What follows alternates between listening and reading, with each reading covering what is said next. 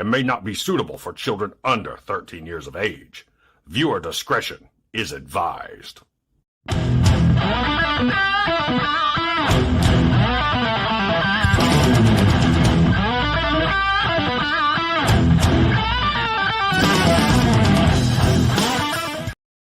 Hey, what's going on, guys? Patriot Prime here once again with another episode of the SITREP. And first and foremost, happy Thanksgiving to everybody. We are, T-minus 2 hours from Turkey Day. And actually, We're not even having any turkey this year. We said we're doing ham and everything else, and we're leaving the bird in the freezer. So tonight, my special guest is another member of the figure action team. This is Zero. I met him at TFCON during my infamous Hockey One Chip challenge. This gentleman right here ate the chip like a normal person eats ice cubes. Didn't faze him a bit. He actually went and got hot wings after it was all said and done. Zero, how are you doing tonight? Hey, I'm doing fantastic. First and foremost, thanks for having me on. Long-time viewer, and really glad to be here. Also, really thankful. It is Turkey Day Eve. I'm really excited for Thanksgiving because we get our hybrid traditional Thanksgiving with we go to my girlfriend's side, and they are like first generation Italian, so we're gonna have a lot of good food. You're gonna have one of those meals. One of those meals. So it's gonna be a good day. Thanksgiving is one of my favorite holidays. So we're actually hosting this year. So my wife got off at noon today. She's been home working, getting the house clean and everything. Get everything spick and span so we can put that illusion up that we have this wonderful clean house with a 7-year-old running around. So that's the first time we've hosted a holiday, I guess, since Dylan popped out. Well, nice. Good luck. Yeah. So I don't know. I guess that's going to be my parents tomorrow. I guess we may do her parents the next day and do that multi-Thanksgiving Those weekend. are fun to do. I know Black Friday, I'm sleeping in. I don't do that anymore. Yeah. That's what the internet's for. Yeah. Well, they've had deals all week. They've had deals all month, for that matter.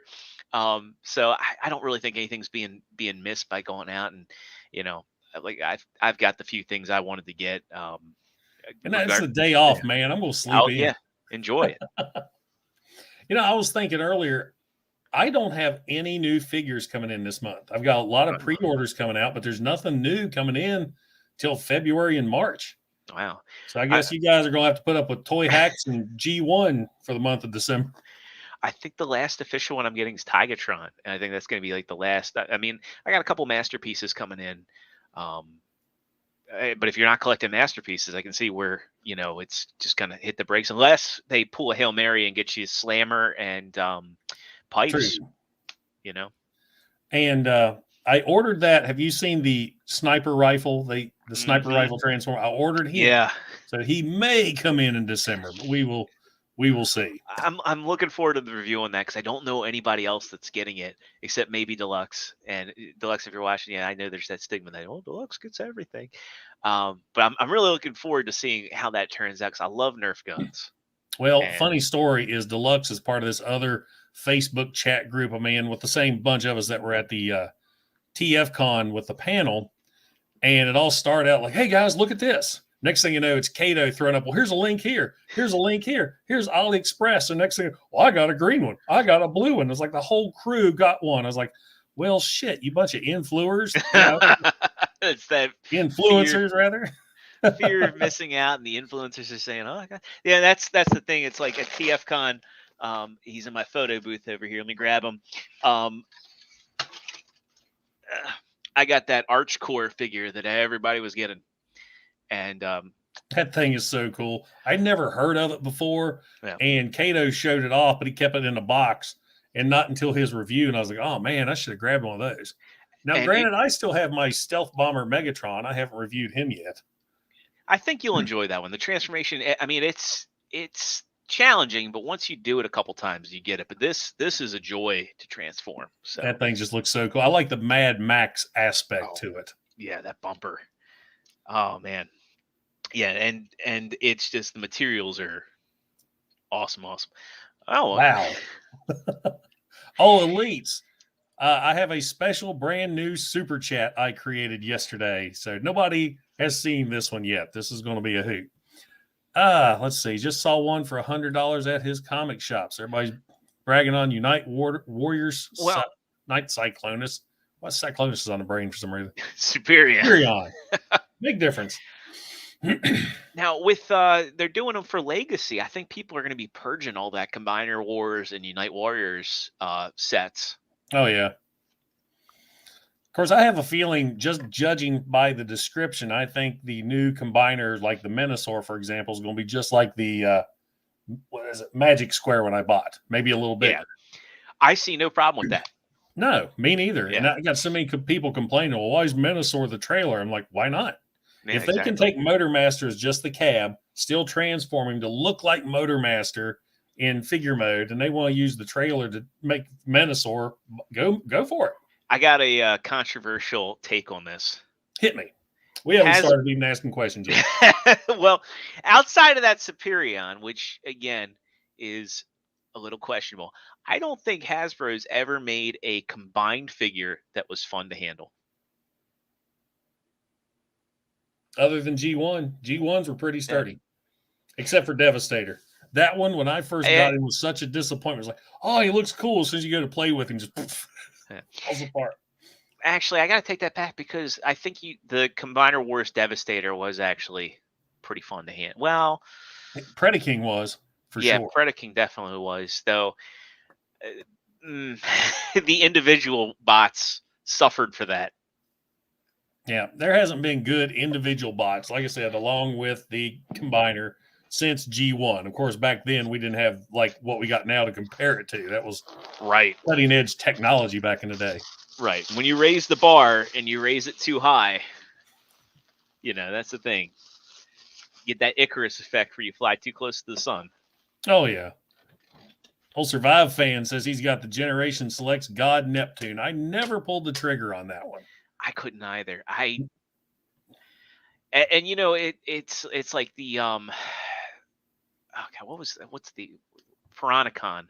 I had so many Piranacons when I was a kid because I guess that they sold that at Dollar General, and that was like a last minute gift. Like, hey, here's all the Seacons. You can make a Piranacon. I had like 3 full sets of Piranacons. I had multiple Snap Traps, but I never had Piranacon until Big Bad Toy Store did their re-release. I think it was in 2002. Yeah. Elites with a super chat already. Elites, thank you so much. People have been warned. Here's what I made for you guys. This was filmed live at TFCON. Oh, dear Jesus.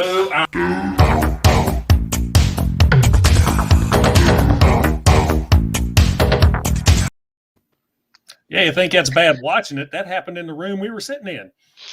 Are you an Impractical Jokers fan by any chance? Oh, yeah. And I saw who you had a picture of. Well, yes. So that was an evening with Murr. And for those that don't know Impractical Jokers, highly recommend it. Super funny, true TV. James Murray, a.k.a. Murray, he did a thing at a local comedy club. We did an evening with him. He showed a behind-the-scenes thing with Joe Gatto, his crewmate, doing something eerily similar to Bert in a hotel room. That's too good. Yeah, I love that show. We was out to eat somewhere, and they had it playing in the background, and everybody's talking. I'm just watching TV and laughing. They were getting annoyed at me. All right, yes, there's the type of replies I like to see for those super chats. Oh, God, what the hell? See, I'm not like Dave. Dave was like legitimately horrified by each and every one. I think they're funny. Yep. Okay. Yeah, she's tired. What's going to happen? She'll go to bed. Dylan's downstairs playing Uncharted. He loves the Uncharted games. Good series. Very excited for the movie, though he's like the rest of us. Why doesn't Sully have his mustache? And why is he Mark Wahlberg? Exactly. Of course, they had their opportunity when Nathan Fillion was still younger because, gosh, he looked just like Nathan Drake. Sounded like him, too. Exactly. I think there was something there. But, yeah, he's going to realize Lisa's going to go to bed. Dylan's going to realize he's by himself, and he's going to be over here sitting in the corner witnessing Burt's. All right, well, let's go ahead and get in with the SITREP. For those of you who do not know, and I clicked something else on my computer, I got some other screen popped up. My system updated, and I got all this crap on my screen now. There it goes. So, for those of you who do not know, the SITREP is my interview series with a fellow Transformer collector YouTuber, and it's 10 questions. 5 questions were my guest as a Transformers collector, and 5 questions as a YouTuber. And before we start off, Jason Wade Cox just hopped in and gave us another super chat. Jason, thank you so much. And I think since Jason just hopped in, he didn't get to see my newest creation. So here you are once again. Oh, dear Jesus.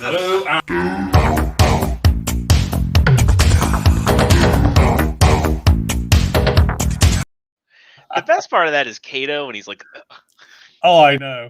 Well, what's funny is when I'm designing that, I said, I've got to get that just right because I need Kato's old dear Jesus in the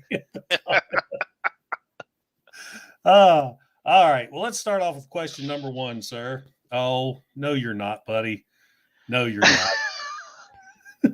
I think his you only were regret just is like the rest of us. His only regret is he didn't get in on it. He didn't get to be the Patrick Swayze to that Farley. All right. Well, question number 1, sir, is what's the appeal of Transformers for you? For me, it's the characters. So before the show started, I'm actually a lifelong fan. I mean, when I was born in '85, G1 was still on the air. Like G1 had just kind of ended when I was able to watch. So when I was a kid, they were still on the shelves. I was like 4 years old and getting into it, and I just fell in love with the characters. Optimus Prime has been my favorite character since I was like first started to watch, and so I love the gimmick. It's I always love the appeal of having two toys in one, because when you're a kid, who doesn't love toy cars? Who doesn't love robots? And then on top of that, when there are characters that really resonate with you, that just seals the deal. And like to this day, I love Optimus Prime. I love Megatron. I love Grimlock. Grimlock is probably my second favorite character next to Optimus, especially with what they did with him in the games and the comics, where he's kind of like this Hulk sort of character, trying to he thinks he should be in charge. In some ways, he's a stronger leader. Actually, I have one tattoo, and it's Grimlock's Thunderbolt or Lightning Strike Coalition Force from the War for Cybertron games, that like on my back. Now, was that War for Cybertron that did that first, or was that IDW? I believe it was, and I shouldn't say War. It was Fall of Cybertron that did that. I get it mixed up too. Yeah, it's pretty easy because it's like, well, did the fall come before the war? But I want to say it was the game that did it. Well, as far as the characterization, the comic definitely did it first. Dreamwave, I think, gave him that struggle. But in the game, he was actually different. He was actually a regular Transformer fighting for leadership, and Shockwave introduced that whole that rage element to him that made him like very hard to control himself. Well, going back, I was a G1 Marvel comic fan, and that's how they portrayed Grimlock in the early issues. He was power hungry, and he did get leadership of the Autobots.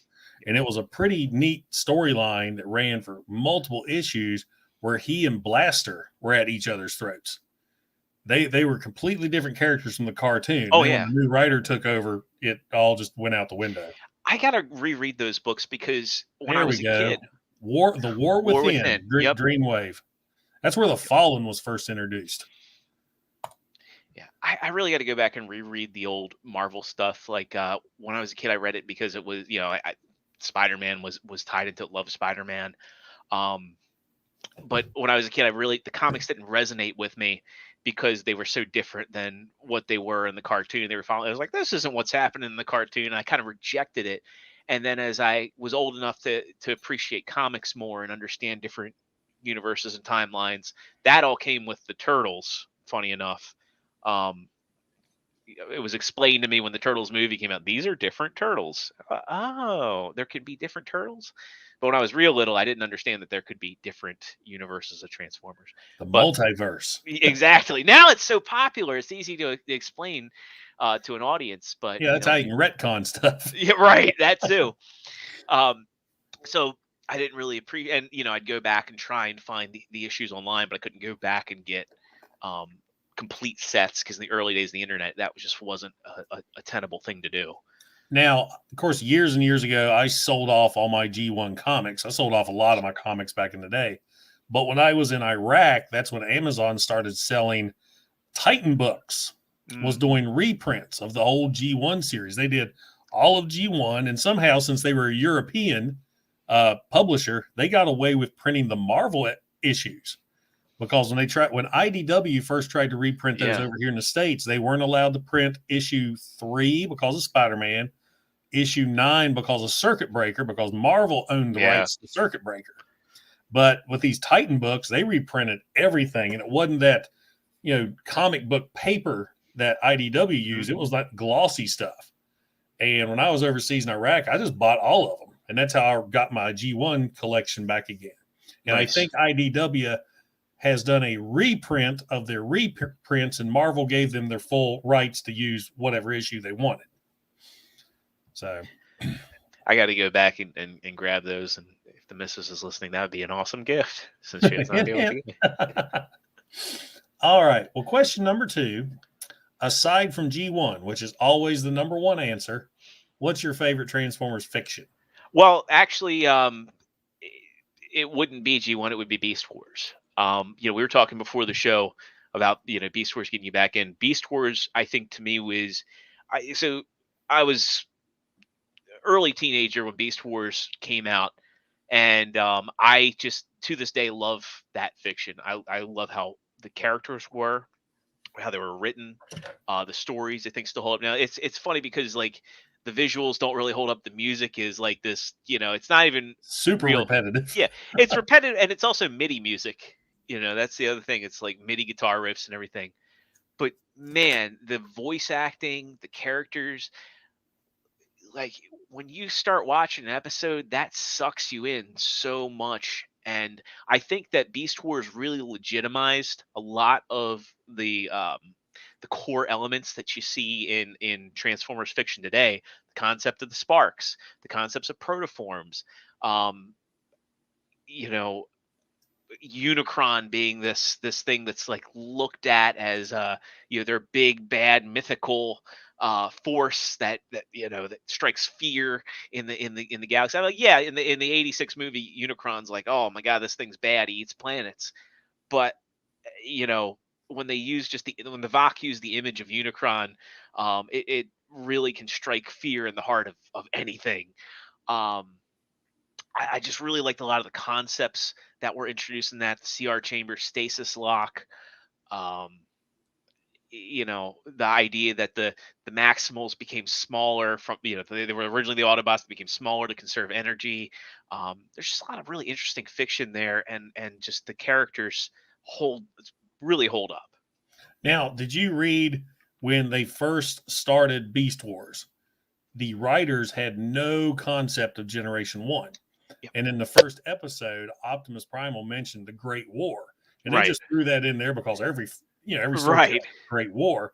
And the internet in its infancy back in the day grabbed a hold of that. And they're like, oh my gosh, they're talking about the Autobots versus the Decepticons. And the writers picked up on that. And I think it was the 3rd episode after the 2-parter showed Cheetor dreaming about Cybertron, and you see Starscream fly by. Yep. And keep me honest here, chat, but Benson Yee, and BWTF.com, a site that's still around today. Originally it was Beast Wars Transformers was the acronym, but now it's Ben's World of Transformers. He was a consultant to Mainframe Entertainment, and we owe a lot of that fiction to him, in my personal opinion. And I think he was a key player in a lot of that with his the fan. Yeah, a lot of the coordinates that they would give out, like Megatron, coordinate this was callbacks or shout outs to creators and fans at the time. All right. So that, let's see. Question number 3. Do you have a favorite figure or grail? This is one you will never let go. As far as Transformers go, I would say it's interesting because I agree with Hoist there. I agree that having a limited cast really helped that show out and flesh everybody out. You didn't have people like Skids, who was just a one episode character. Although the one episode characters like Transmutate definitely did resonate. But to get myself back on track, as far as a Grail figure, I mean, I could say like I have the HasLab Unicron, right? I have the the Robeson Prime, but I would say one of my favorite figures is probably a third party figure.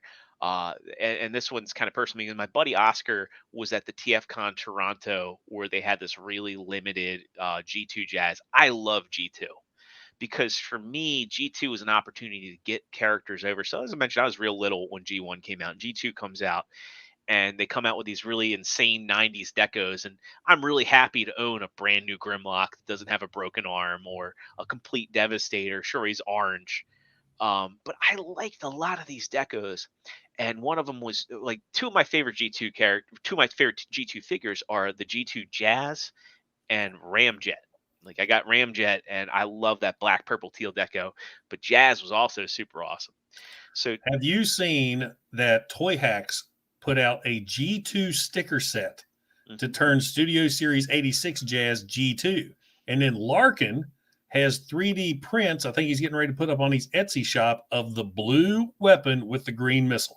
I didn't know about that set, but I gotta get that. I also got to get Larkin's cannon set for that Megatron. Oh my God, it so improves that figure. Yeah, I don't know what it is because I've got Earthrise Megatron. Not a big fan. The G2 version, which is the exact same mold, that collar scheme just works for that. Absolutely pops. Back to this G2 Jazz. Make Toys put out a G2 Jazz deco of their I believe, what was the character's name? Or their third party. But anyway, they had this G2 Jazz and it was limited to 120 in TFCON Toronto, I want to say 2018. And my buddy Oscar is at the Chosen Prime booth and talks to Brandon and he's like, hey, PayPal this right now. Hooks it up, drives back, ships it to me. And I am so glad to have that figure in my collection. Here, Kato might have the name for you. Downbeat. There we go. Yeah, so it was their G2 or whatever they called theirs. Yep, Make Toys Downbeat. And that G2 version is that's a grail to me. The third party market's niche. You get down to 120 of them total. I mean, you couldn't even go on Chosen Prime's site and get one after the con. That was just it. It was like basically it was a true convention exclusive.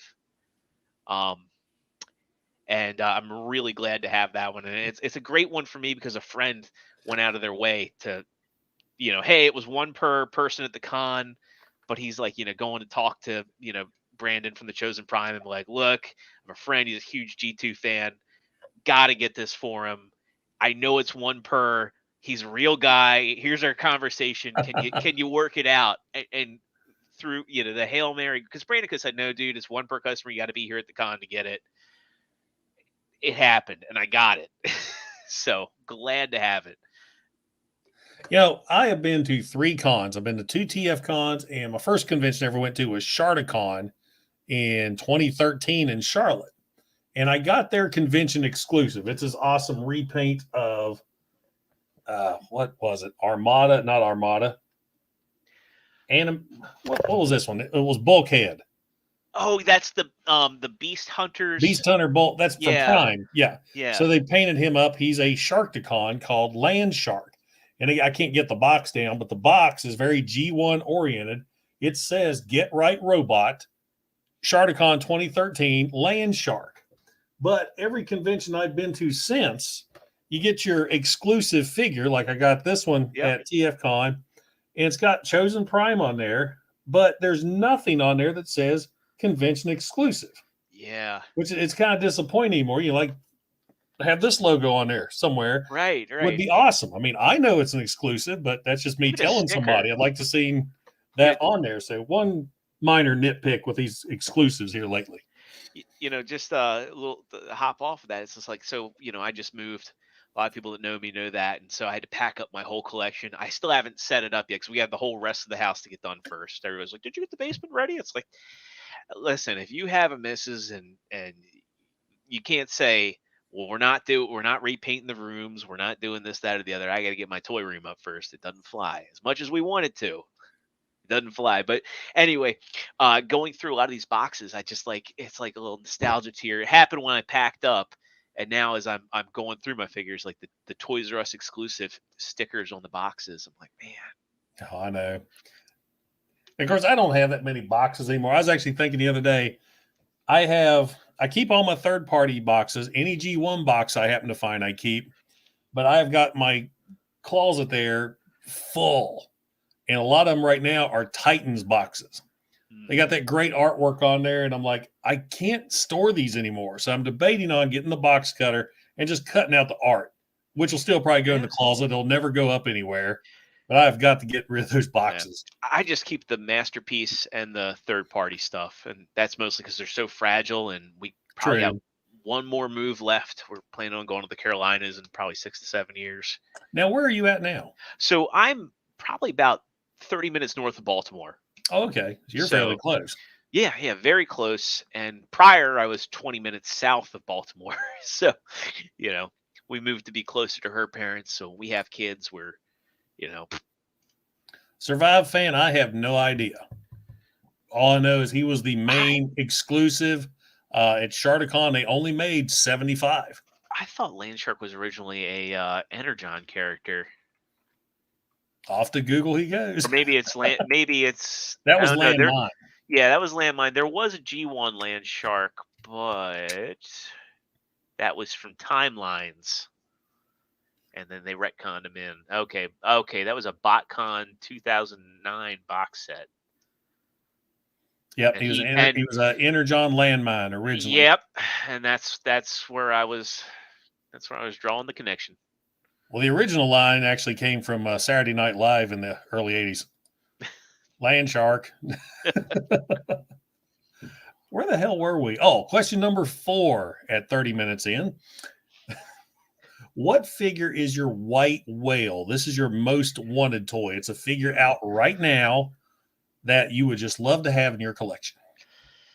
Man, that's a good question. I know. I don't ask easy shit. Yeah, so it's a toughie, because if anybody saw TM Reviews tour of my collection, I have most everything I want. That's where it gets really tough. I would say if I had one white whale, it would probably be a complete in-box G1 Optimus. And I know that's kind of like a cliche answer, but that's really one thing I don't have and just would kind of encapsulate my childhood. I mean, I did really like a lot of those reissues, but they really screwed the pooch with Optimus by getting rid of his trailer. And I mean, I want that styrofoam in there too. Like, to me, that's just like when you see them in the box and that styrofoam's in there, that's a legit thing, and the box has a certain amount of heft to it. But yeah, that would be my white. Actually, either that or the first Optimus Prime I had was the Power Master Prime, and I think to me a complete in-box Power Master Prime would be just as good, because that was the one I had, and that's the one I remember being a real little guy and running up to the shelf and giving it to my grandfather, and him getting up to the checkout and him like getting the rings up, and it was more than he thought, and he went, but he still paid for it anyway. It's fortunate about Power Master Prime. That's actually one of the easiest Power Master figures to get on the third-party market. Yeah. I got the reissue Power Master Prime with the God Bomber armor. I got him at the last TFCON for a steal, and I have my other one is a G1 original.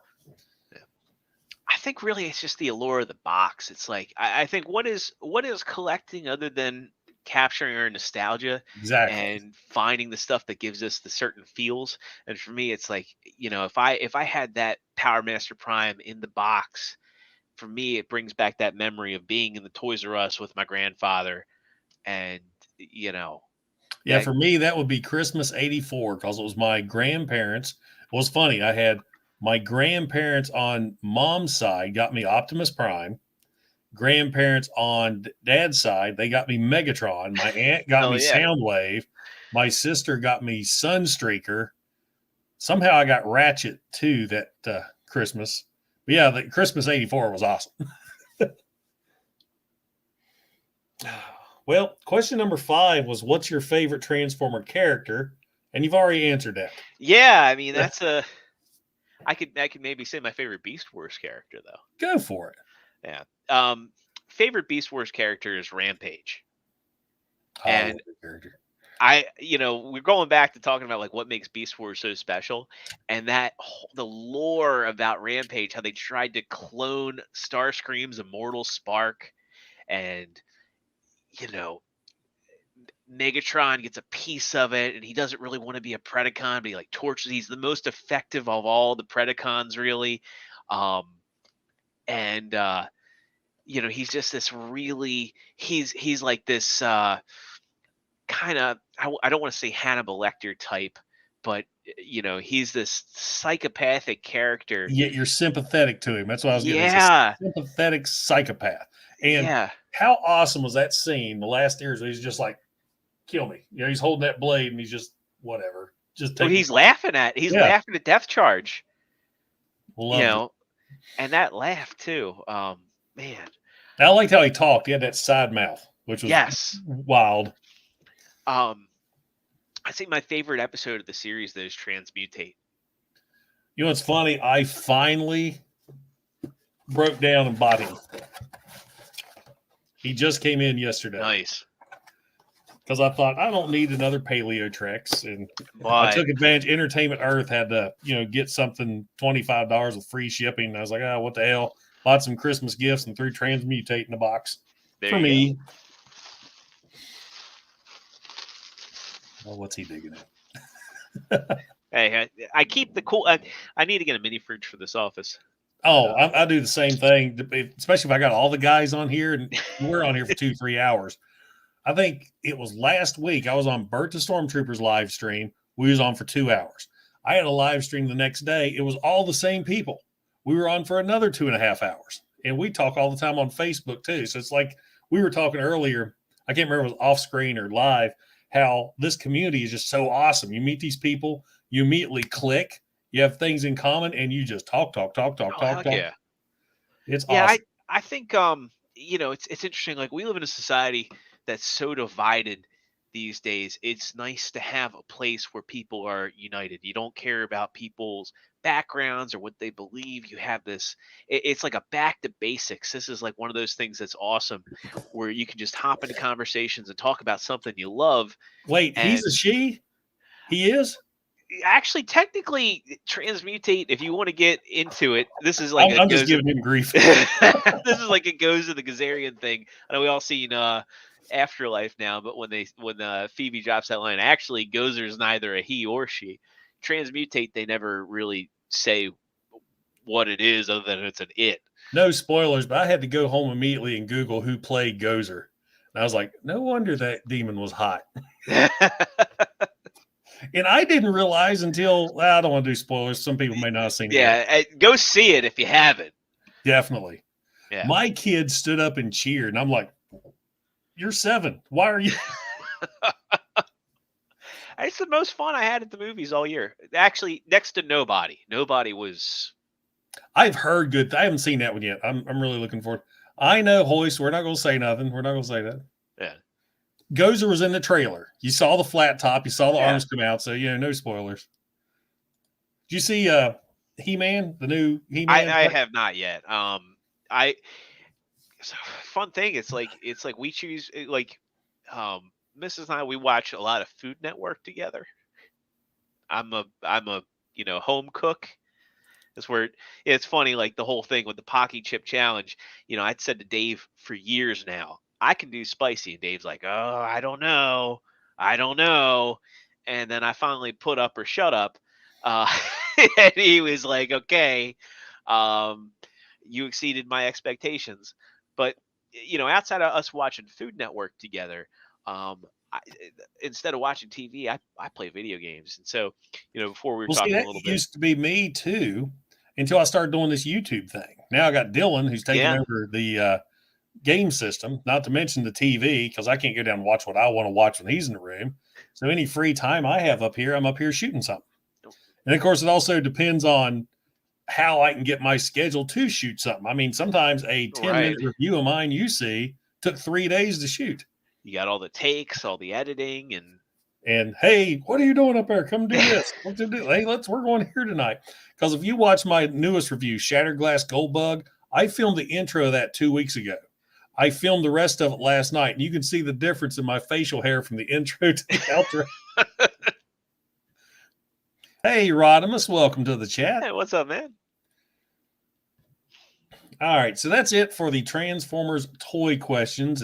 And nagging guy, I was giving you grief because Deluxe Baldwin was talking about a cliff jumper today, and somebody immediately hops in his comment section. Oh, cliff jumper, that continuation was a she. And Deluxe is just like, okay. And that's like my answer for all that. Like, as far as I know, it's a plastic robot. So, but I'm not getting into this. I love Deluxe will vent to me. He's like, man, what's wrong with these people? He does the same thing to us. I love that dude. He's awesome. Oh, man, he's like a brother from another mother to me. All right, question number 6. What possessed you, a grown-ass man, to do toy reviews on YouTube? Well, it's funny. I first started, I did a few reviews, and believe it or not, in 2007.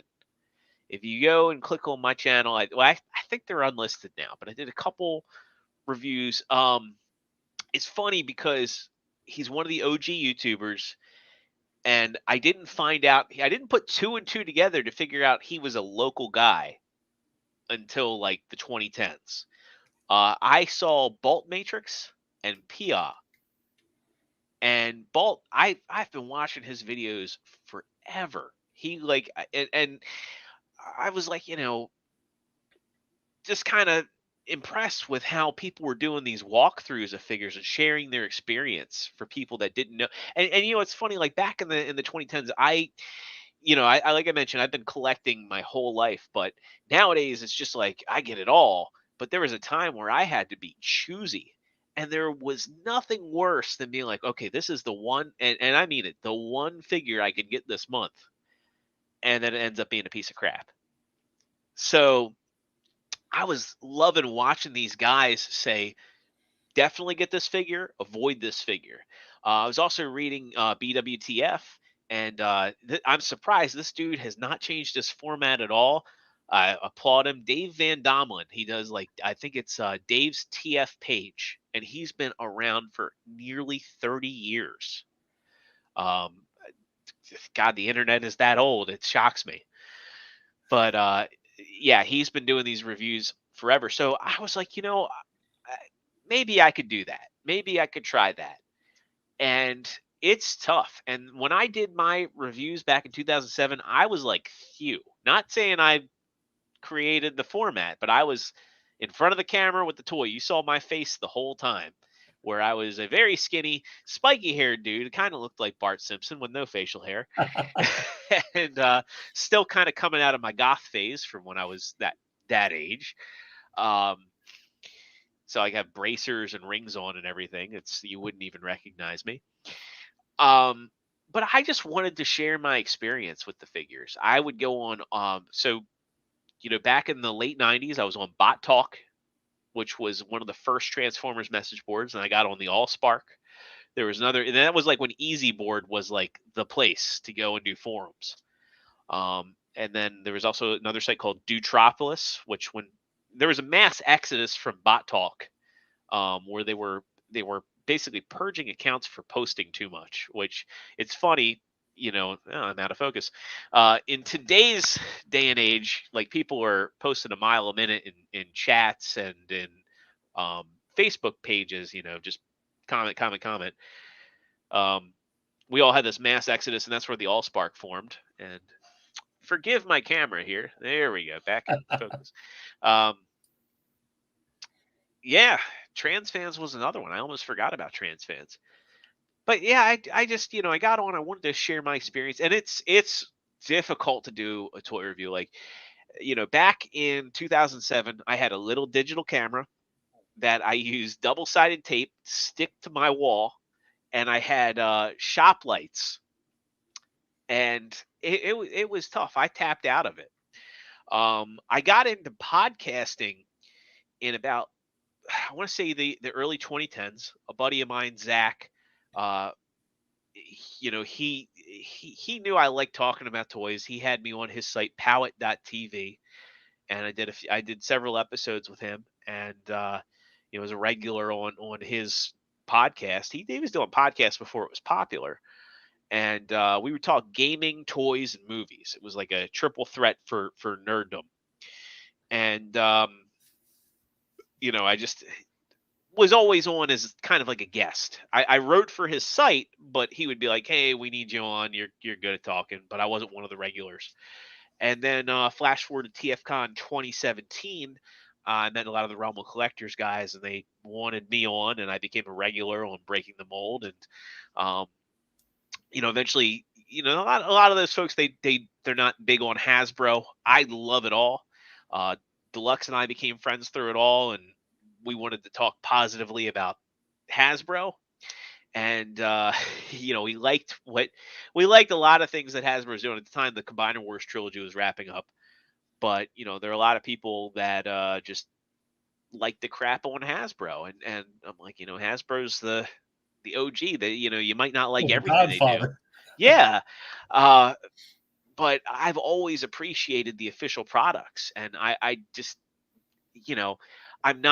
I don't exist to think Fans Toys is the end all be all, because hot take, they're not. And I like to celebrate when Hasbro does good, and I like to call them out and speak for change when they're not doing so hot. And I think a lot of the fan feedback has been integral to making Hasbro a great, Hasbro's Transformers a great product. Look how much they've changed. Yeah. In the last few years, when you go from Combiner Wars into the War for Cybertron trilogy. Yeah. And, man, I tell you, if this was the quality that they'd been putting out the whole time, I'd have never collected Masterpiece. Yeah. And I mean that like 100%. That's what infuriated me so much, because the last couple lines have been great, and then Kingdom has been so hit or miss. Yeah. And I like their Beast Wars figures. I think of course, I agree with a lot that it's hard to get a perfect looking, show accurate robot mode to turn into a beast, plain and simple. But still, some of their robots, they really fumbled the ball on. I mean, my biggest complaint was tracks. Yeah, I was looking for that figure, and then he just shit the bed. 100%. And I think they have two different designers. Mm-hmm. I think the person that designed Trax is probably also the same person that designed Scorponok and Rhinox. And when you pick up a figure like Galvatron or Cyclonus, and I tell you, like the Rodimus Prime, like there's a figure that just I went in thinking, yeah, this is gonna be a cool figure, but that's probably like my figure of the year, like as far as Hasbro is concerned. I was sitting there thinking the other day, I said, man, we're coming up on that soon. It's going to be hard to pick favorites. Yeah, I got 5 right off the bat I can say is my least favorite for the year, but as far as favorites, that's going to be hard choosing. I mean, especially with Hasbro, they've done really good. Oh yeah, and the Studio Series stuff has had a lot of surprises with Slag and the got Null. My biggest complaint with Studio Series 86 is Cup and Blur. And with those two, it's mainly the faces. I'm like, you got these screen accurate bots, and then you get Cup and Blur, which look. Oh yeah, he up the end. That this figure proves it's the face. Yeah. Yeah, I'm looking really forward to the Dinobots. Especially, Oh, they're just man. you're gonna look awesome. Especially a leader class swoop. Can you imagine a Oh, wingspan on that sucker? I'm excited. I'm really excited for that. Especially Sludge too. Sludge, I think, is a very underrated Dinobot. Oh yeah. Especially if they find a way. If they do a gimmick for his eyes. Still all those years Yeah. later, I hate that scene. That was one of those you watched as a kid, like, what did I just see? And then you rewind it. What did I just see? It's just never really Is this grasped it. Hanna-Barbera all of a sudden? Yeah. Oh yes, I got to shout out Rodimus to this. He got to interview Bob Budiansky. Hell yeah, that's awesome, man. And I'm looking forward that's to that. going live tomorrow. I can't wait. I was going to hold off. That's going to be my Thanksgiving treat to myself. I was honored to. Oh, go ahead, hold yours Yeah. up. Yeah. Oh, my green screen's kind of getting a little bit, but I got the man himself to sign this one here. This is going right up next to my Vince DiCola. Yeah, I got him to sign. I had him sign my number 3 because that was the first introduction to Transformers for me. And I bought this book because of Spider-Man, not because of. That's so funny, man. Because like this was my first Transformers comic. I still have my original G1 Shockwave. It's the only G1 figure I still have from my original collection, and that cover has a special place in my heart. Even though I know I said earlier in this that I couldn't really get into the comic book. I love that art so much. Oh, he talked for him with over 2 hours and recorded 1. Wow. That's awesome. And it's so cool that those creators will reach out, or of course, Rama's probably reached out to him, and they're agreeable. They're like, "Oh, sure, Yeah. we'll hop on, we'll talk to you." I mean, Kato's done Flint Dilly, Rodimus with Bob Budiansky. Bob, he can't talk. He's my favorite guy. Bob Budiansky. We've all interviewed Stan Bush. That floored me because I'd love to get him on Figure Action. He was a really nice guy. I talked to him probably about an hour and a half and shot an hour. John Machida seems like he's pretty approachable, as does Greg Berger. We had John Bailey, who is Epic Voice Guy. We had him on the show. Great dude. I met him at Shardicon. We hung up and drank beers together in a room. Dude, that's awesome. When we had him on the show, it was right before Bumblebee even came out. So he's like, "Yeah, I'm under an NDA. I can't really say anything." And I'm telling you, like the next week we see that opening scene, and he's Shockwave, he's Soundwave, and it's like, "Oh wow, we just talked to this guy." That's so cool. Yeah. All right. Well, I'm going to ask you question number 7. Then I'm going to do a solo layout on you because I got to go check something out real quick. All right. So question number 7, sir, is what keeps inspiring you to get in front of the camera? This one's actually take it away. This one's actually a really easy one. We've built a pretty good community of folks, and we have people that, before we even start the show, I'm going to shout you out here, Nightwing and them, Toy Mafia, who are there every episode in our chats. We do a live chat on Figure Action. We love to interact with the people, and honestly, there's 2 things that make Figure Action. Number 1 are the people that, they come back every week. They want to talk with us. They want to act. They want to be there and be a part of the show. We love interacting with everybody. We love answering questions. We love highlighting comments. We love chatting back and forth with our audience. And number 2 is just we're a group of friends. We love getting together and talking about this stuff. I mean, T-Man and I, we've become really good friends over the years. God, I think it's been like 7 years since I first met T. And one of the core tenets of it was we just went back and forth doing Facebook Messenger voice every single day. And there was a point when T's channel started to blow up. I was like, wait, you never think we should make this a podcast and just make our conversations public? And that kind of goes back to including the fans on it. So just having those really fun conversations and making that part of the community is what really inspires me. There's been times where I'm like, man, I don't work as hard as you. I don't work as hard as T does in my YouTube channel. But it can be some work sometimes, especially when you got, I have a day job.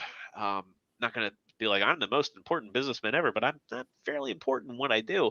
And they're saying like, man, can I still keep doing it? But it's the people and the friendship that keeps me coming back to it. That's the same thing with me. I mean, I missed the first part of your thing, but you're talking about your friendships you make.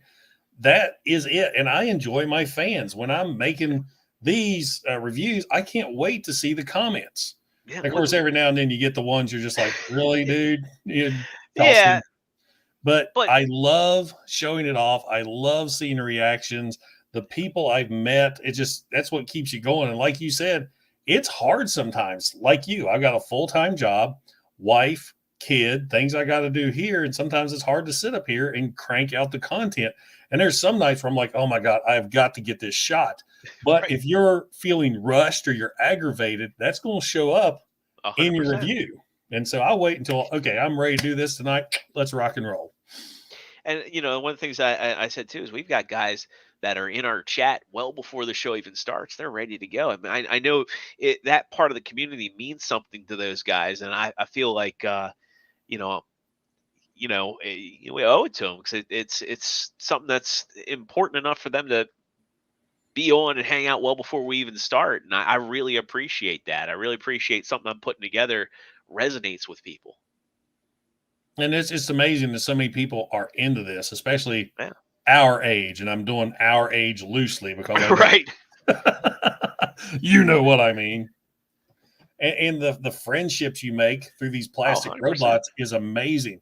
I mean, I brag about Bert all the time. And the main reason is we met early on in my YouTube infancy, and he just took me under his wing, helped me kind of shoot up there. And we just became super tight friends, especially we discovered we were in the military together, and he jumped out of planes where I was smarter than that. It's just funny how things worked out. And then it's hard to tell. The next thing I know, I met Cato, and I think a lot of these guys I met doing shows like this, and they're like, hey, at the end of the live when we shut down, you know how we talked for a little bit after, I was like, hey, you ought to reach out to this guy. I ought to reach out to this guy. So I did. I reached out to Cato and Larkin and, Deluxe. Got to give him props. He's the one who gave me the idea to do this in the first place. I first really met Deluxe at Bobby Skullface's house, and man, that guy, he's just, I'm going to say he's a cult of personality. Like I met him sitting at a table, and man, I forget how we hit it off. We just hit it off. Next thing I know, I brought the Reveltech Woody to that, and I had him hanging out in his beard.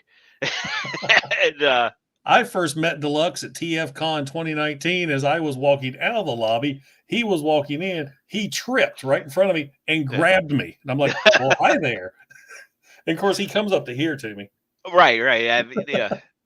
Well, I first met him at TFCON 2017, but we really hit it off at Bobby's house at the Skull Fest that followed. Yeah, I've got some Bobby artwork right here. Oh, there you go. I got the actually, I have the mouse pad still. I have his DJD mouse pad. Oh, nice. I didn't talk to him as much this go around. I talked to him a lot last time, but we were out doing our thing and just constantly just on the go. Yeah. I think it went by so fast. I was telling the guys the other day, it's like I have TFCon PTSD right now. I miss hanging out with everybody so much. Oh, Jason Wade Cox, thank you so much, buddy. Hit me with another super chat. Got set up for tomorrow. Hank, happy Thanksgiving from South Alabama. Well, I tell you what, Jason, for you, and we were talking about Deluxe, let's do another video, super chat reward that I shot at TFCon with Deluxe. I want a basketball and a pony and a train set and a race car. I love you, Santa. Oh, those damn masks. We kept getting in trouble taking them things off. Yeah, I was surprised. They never really bothered me. I mean, I always did them for photos and all, but I heard Sunday was the day that they, it's interesting here in Maryland. Baltimore is the only spot in the state that they enforce it still. Everywhere else, it's like we're back to normal. I mean, there's people still wearing them. But here in West Virginia, I mean, we barely wear them at all anymore. All right. Well, where were we? Question number 8. I always like this one. there are thousands, maybe tens of thousands since I wrote this, of toy reviewers on YouTube. What makes you different from the rest?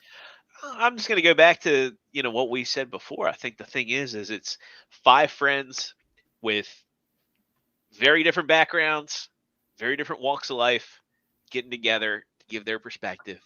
And, the other things too that we are is,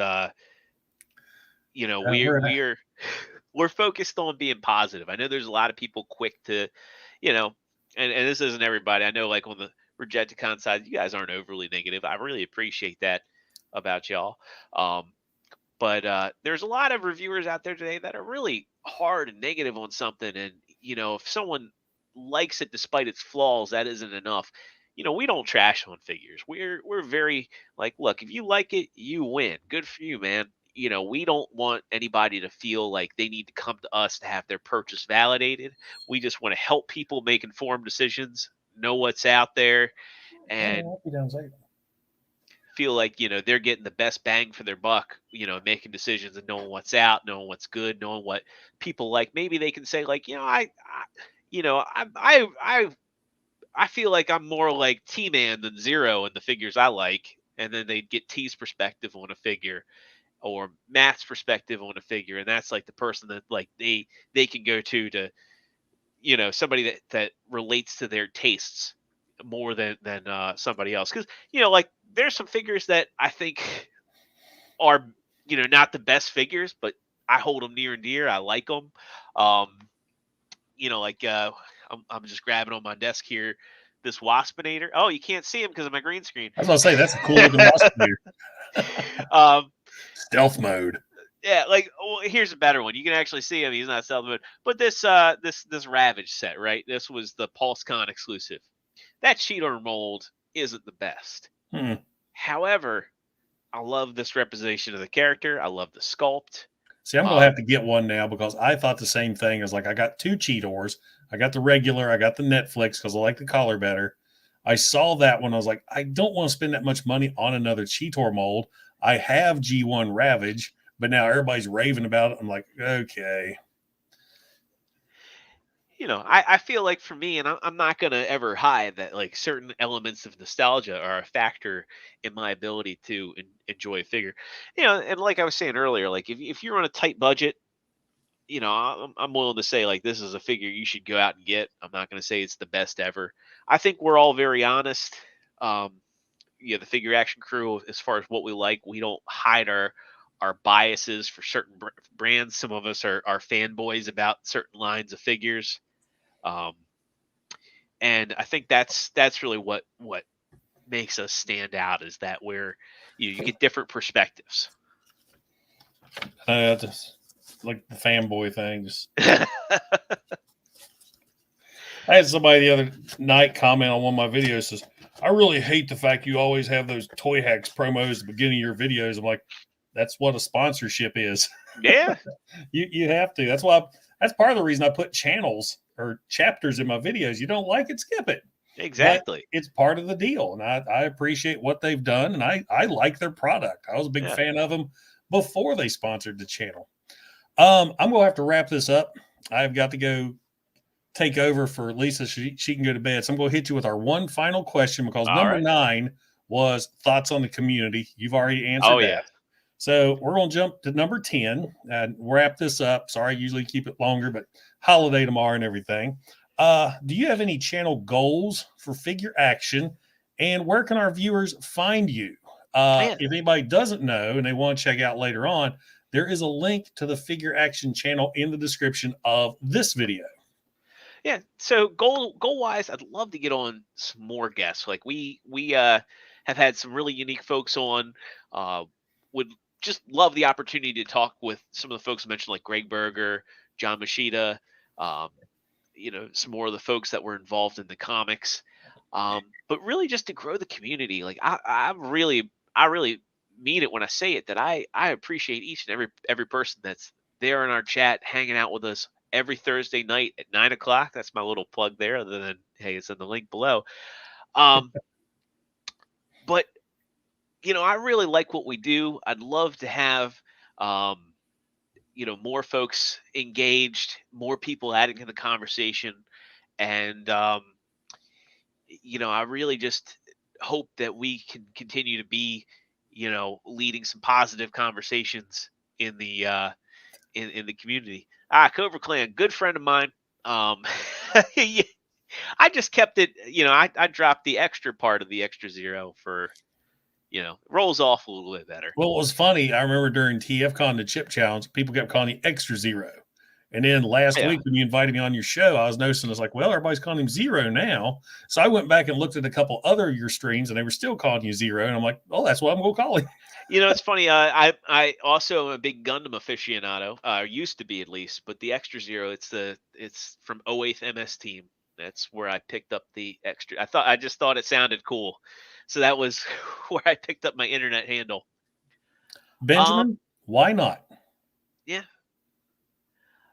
Why not? I mean, we definitely are open to having people from the community on. So we really just want to have good conversations with folks, like, find out what makes people tick, find out like what you like to collect, what makes you so, makes you gravitate. Why do you do what you do? Yeah, exactly.